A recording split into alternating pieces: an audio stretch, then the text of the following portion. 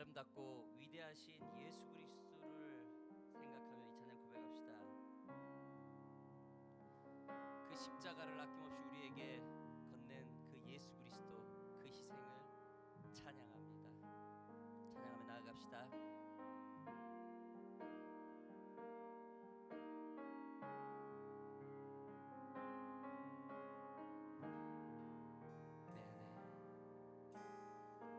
내 안에 주를 향한 이 노래 영원한 노래 있으니 날 향한 주님의 크신 사랑 영원히 찬양하리라. 십자가 그 사랑 찬양하리. 날 구원하신 그 사랑 내 삶은 두렵 찬양하리라. 영원히 찬양하리라.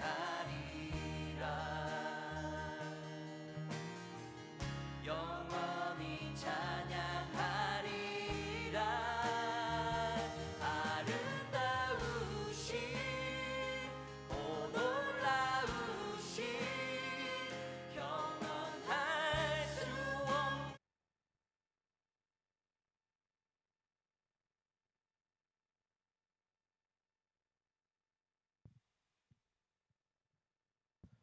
오늘 하나님께서 주신 말씀은 사도행전 12장 13절에서 18절 말씀입니다.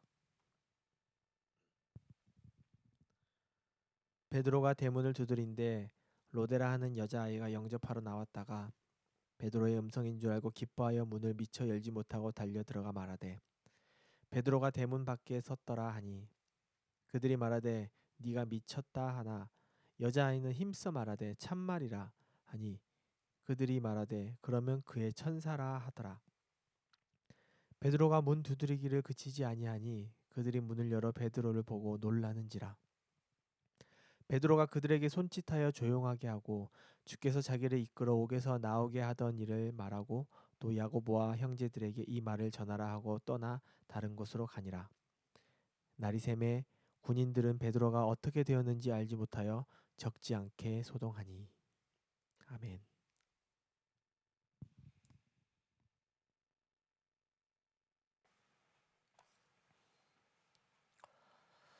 안녕하세요. 우리는 사도행전 12장의 말씀을 오늘 같이 한번 나누겠습니다.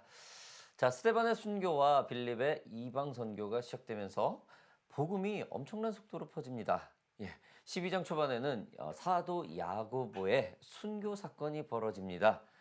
사도 야고보는 당시 이스라엘을 다스리던 헤롯 아그리파 1세 왕의 로마 황제에게 잘 보이려고 시키지도 않았던 그런 과잉 충성에서 나온 그런 오류입니다. 그런 과잉 충성으로 인해서 사도 야고보가 죽게 되는 사건이죠. 이 사건은 사도의 첫 번째 순교이자 본격적인 크리스찬 탄압을 알리는 사인이 되었습니다. 이 여파는 다른 사도들에게도 피해가지 못했습니다. 12사도 수성 사도인 베드로까지 감옥에 갇히는 사건이 벌어집니다. 그게 오늘의 본문 말씀이죠. 자, 그런데 이 베드로가 감옥에 갇힌 이 사건에서 굉장히 놀라운 일들이 이 감옥에서 일어납니다. 제가 한번 읽어보겠습니다. 12장 7절에 보면은 호련히 주의 사자가 나타나매 옥중에 광채가 빛나며 또 베드로의 옆구리를 쳐 깨워 이르되 급히 일어나라 하니 쇠사슬이 그 손에서 벗어지더라. 이에 첫째와 둘째 파수를 지나 시내로 통한 쇠문에 이르니 문이 저절로 열리는지라. 나와서 한 거리를 지나매 천사가 곧 떠나더라. 베드로가 감옥에 갇혀 있을 때 천사가 그를 깨웁니다.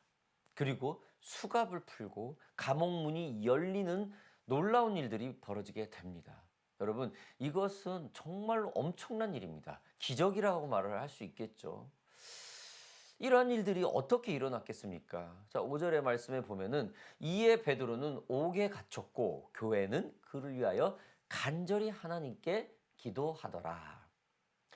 베드로의 이 놀라운 사건, 이 놀라운 일에는요, 여러분, 베드로가 감옥에 갇혀 있을 때, 천사가 그를 깨울 때 이미 한쪽에서는 그를 위해서 기도가 시작되었었다라는 겁니다.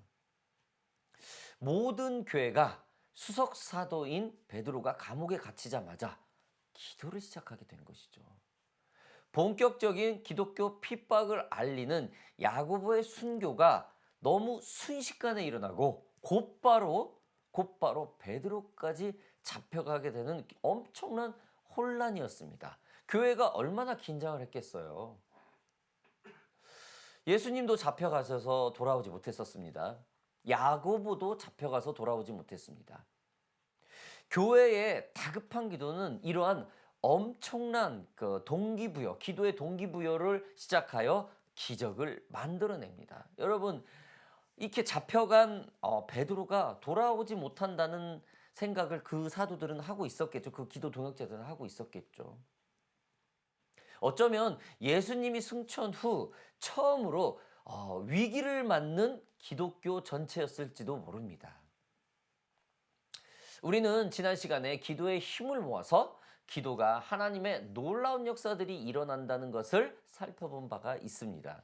고넬료가 기도 중에 천사의 지시를 받는 사건이었죠. 그때 동시에 베드로가 유대교인들의 편견을 깨는 이방인과의 만남을 갖는 그런 사건이었죠. 그리고 그 안에서 성령의 역사가 일어나는 놀라운 역사들을 경험을 했었던 사건이었죠. 여러분, 하나님의 역사를 체험하고 싶습니까? 여러분, 기도하십시오. 성령의 능력들을 여러분을 직접 보고 느끼고 싶습니까? 기도하십시오, 여러분. 예수님의 그 기적을 함께하고 싶습니까? 여러분, 기도합시다. 이렇듯 기독교 핍박이 생명을 위협하는 상황이 되고 그 위협을 받은 교회는 기도를 시작합니다. 그 기도는 우리가 상상할 수 없을 정도로 다급한 통곡이었겠죠. 소위 말해서 한국교회는 이런 기도를 창자가 끊어지는 기도라고 그러죠. 아무튼 이러한 기도 속에 감옥에서 밖으로 나온 베드로는 기도하고 있던, 그때까지도 계속 베드로를 위해서 기도하고 있던 마가의 집으로 향합니다. 마가의 집은 항상 기도하고 있었었나 봐요.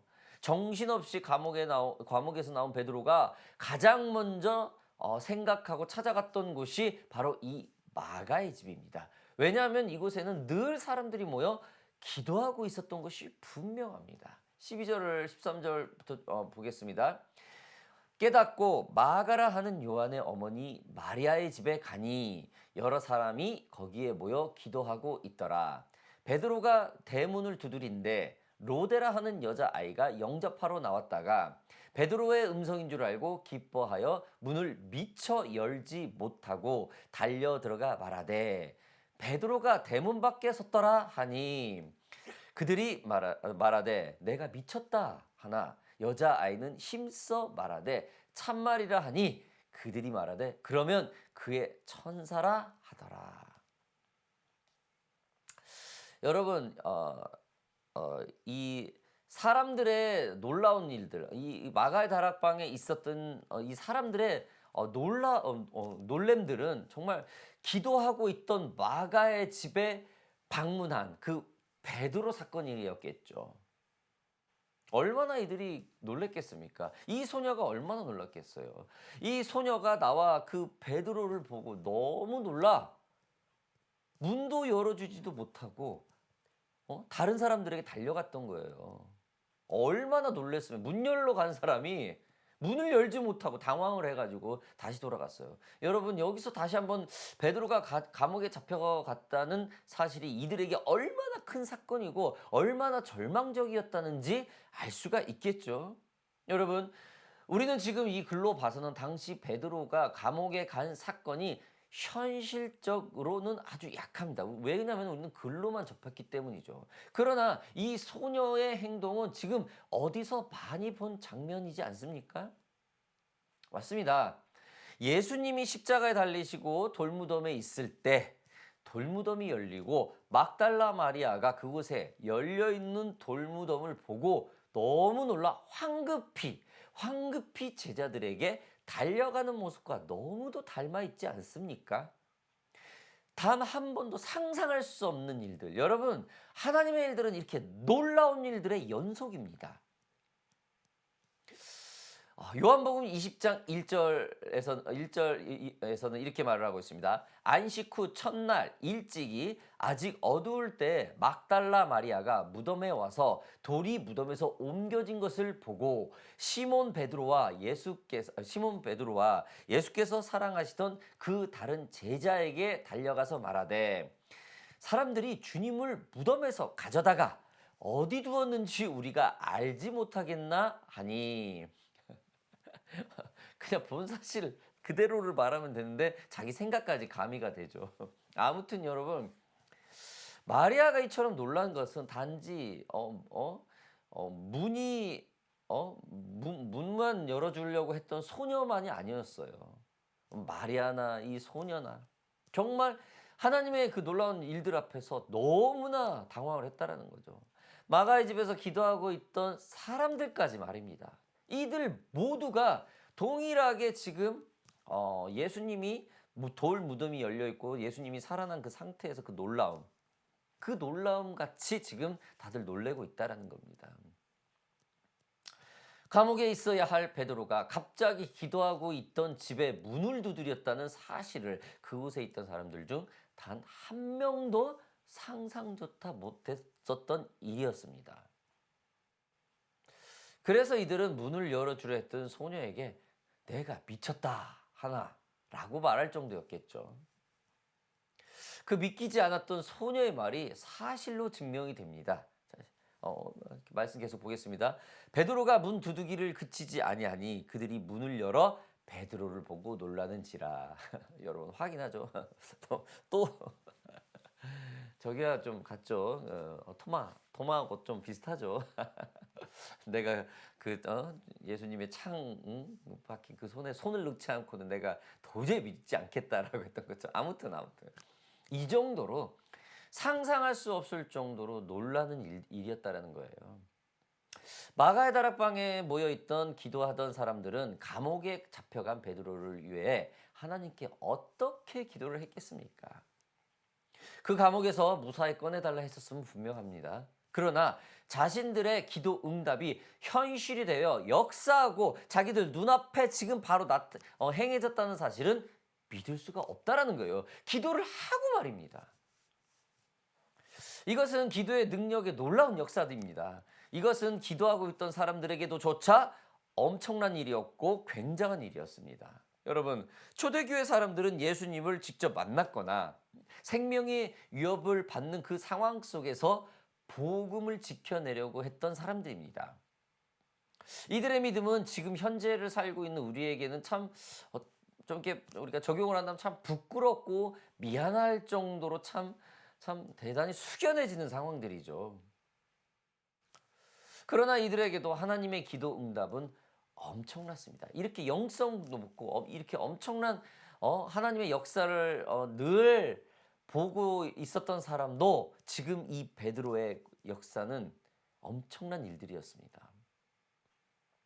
예수님이 살아계셨을 때 이러한 사람들의 믿음을 많이 바라지 않았습니다. 겨자씨의 믿음을 자주 언급을 했던 예수님의 말씀이 생각이 나죠. 우리 마태복음 17장 20절 보겠습니다.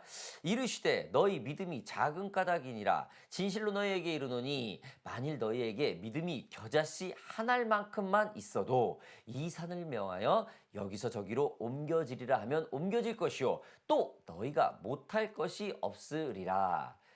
또 비유를 들어 이르시되 천국은 마치 사람이 자기 밭에 갖다 심은 겨자씨 한 알 같으니. 자, 마가복음 4장 말씀 계속 이어집니다. 4장 30절.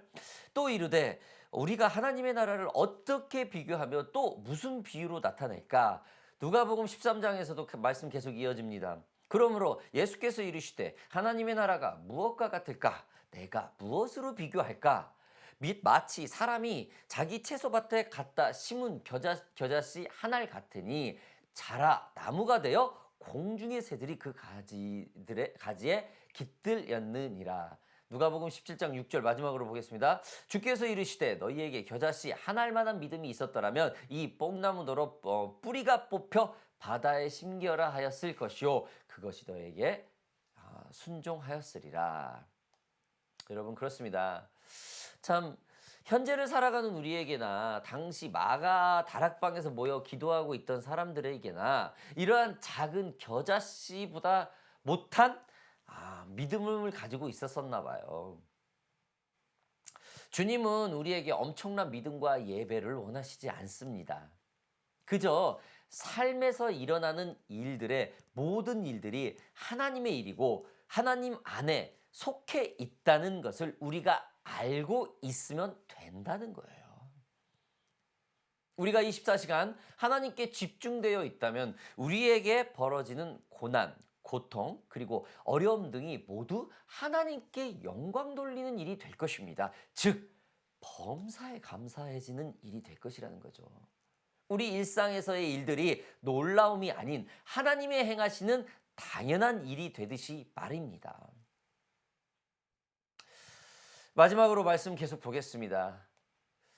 베드로가 그들에게 손짓하여 조용하게 하고 주께서 자기를 이끌어 옥에서 나오게 하던 일을 말하고 또 야고보와 형제들에게 이 말을 전하라 하고 떠나 다른 곳으로 가니라.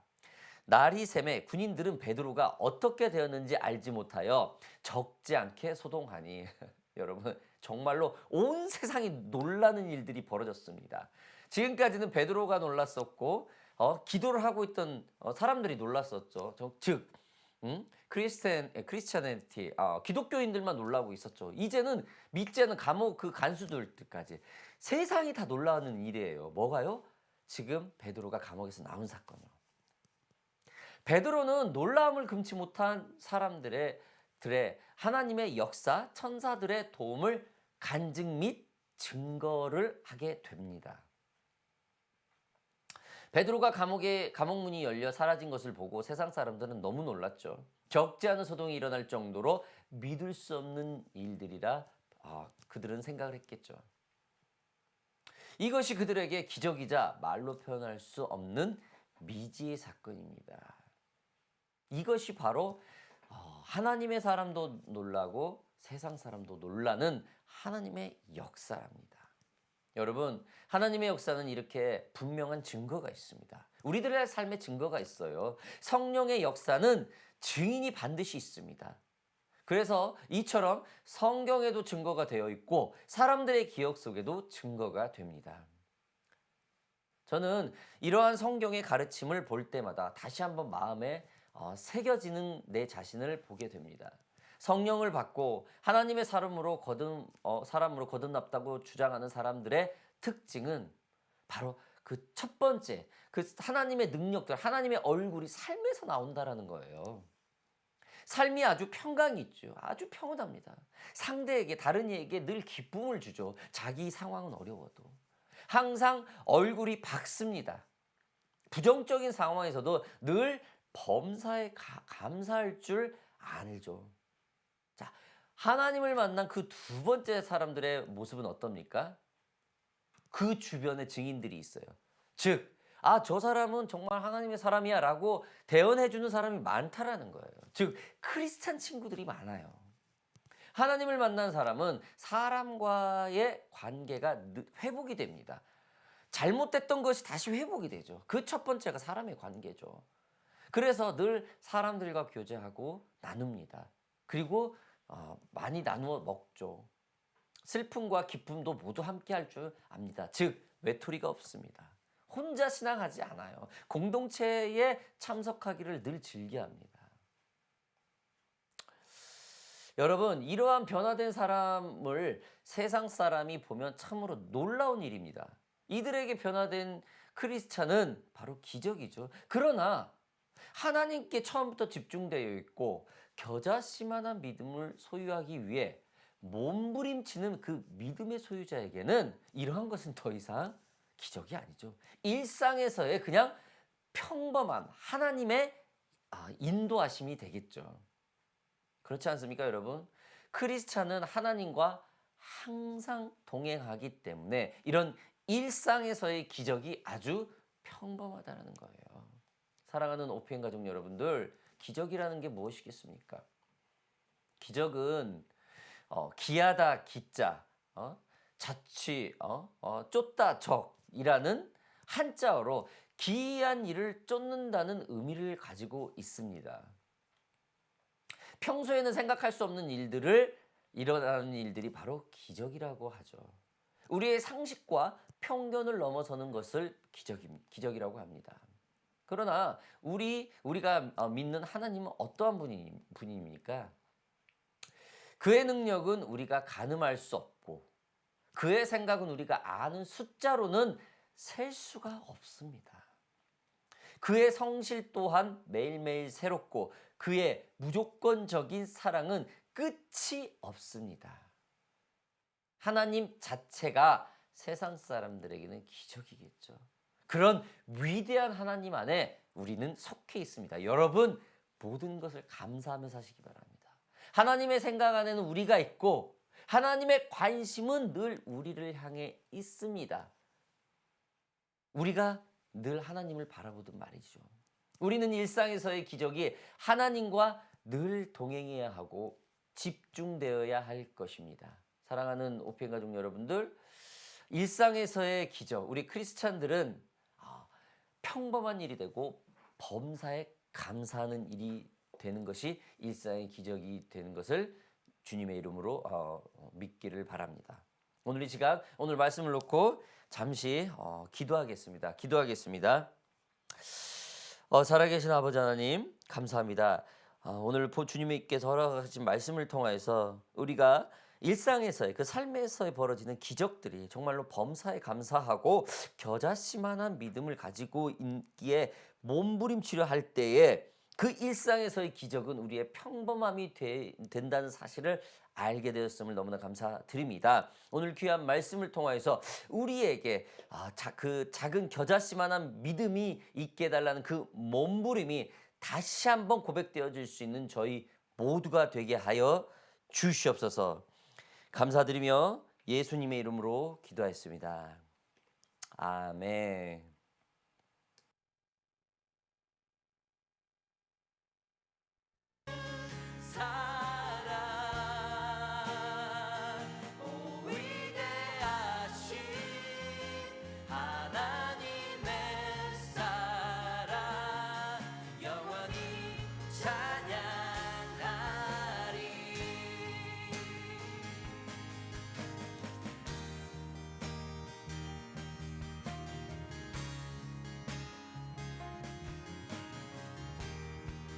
주를 향한 내 안에 주를 향한 이 노래 영원한 노래 있으니 날 향한 주님의 크신 사랑 영원히 찬양하리라. 영원히 찬양하리라. 영원히 찬양하리라. 아름다우신 오 놀라우신 영원할 수 없는 사랑 오 위대하신 하나님의 사랑 영원히 찬양하리. 주와 같은 고백합시다. 주와 같은